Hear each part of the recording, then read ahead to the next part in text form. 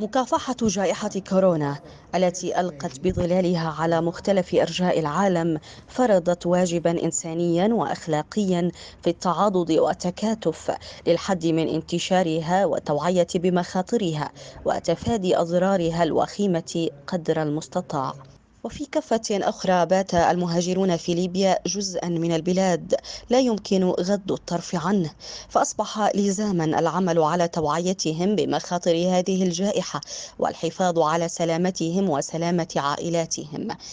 من هذا المنطلق أقامت منظمة البيت الآمن للتنمية وشؤون المهاجرين في بني وليد محاضرة توعوية حول فيروس كورونا المستجد للمهاجرين النزلاء في مؤسسة الإصلاح والتأهيل بالمدينة.